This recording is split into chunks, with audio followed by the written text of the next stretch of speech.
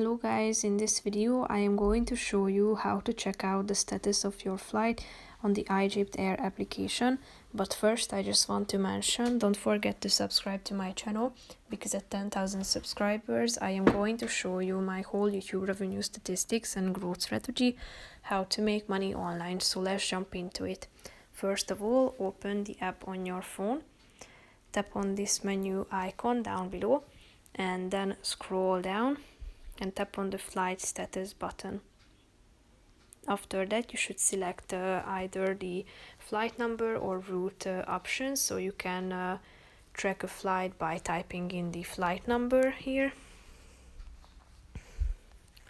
and then clicking on the check status button, or you can also use this route option, selecting the departure city and destination too, and then click on the check status button to find out information about the flight.